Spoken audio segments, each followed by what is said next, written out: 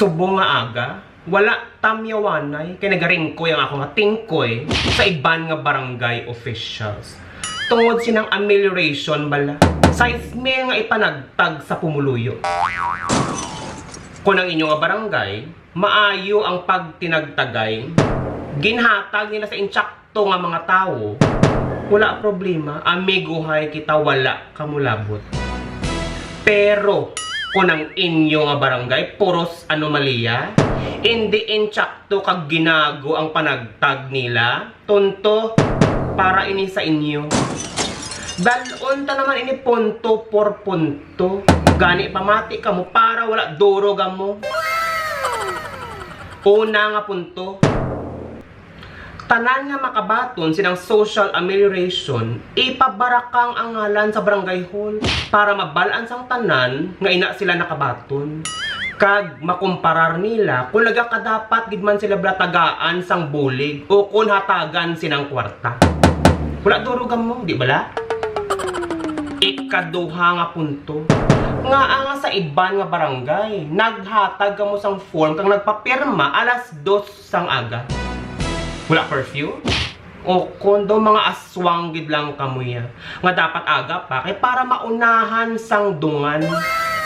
Kung maayo ang inyo nga tuyo, hindi nyo kinanglan manago kay daw inungo.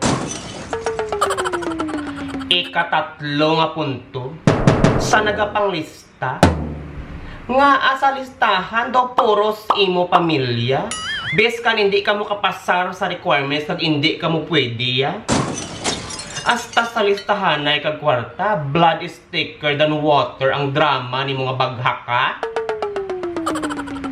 Tani, ginapangabay ko nga kung makuha mo inang size meal, kang magbakal ikaw sang lechon manok para kanon ninyo, samtang nagauda ka mo, tani inang tulan sang manok, magbalabag sa tutunlan ninyo.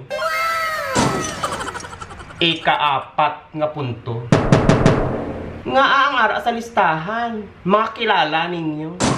Tupad balay, miga, migo, upod sa trabaho, kag ang nagadilap sa buli ni Kap. Biskan makasarang sila. May obra, may pensyon. Nga sila pang tagaan ninyo ya. Nga hindi ninyo ihatag sa mas nagakinahanglan, kag grabe kapigado. Di bala amo ng purpose ng social amelioration para makabulig sa pigado? Ginhatag nyo pag sa mas nakasarang? Oh, no! Kay ti, palapitanay sa luwag. Wow! Amo ng inyo nga drama. Kung lapit sa luwag, may kwarta. Pwes, palapit. Kay ihutik ko lang sa imo kung anong nagakabagay sa inyo. Kung gusto nyo palapitanay sa luwag, inang luwag, idasok ko sa karipunat nyo.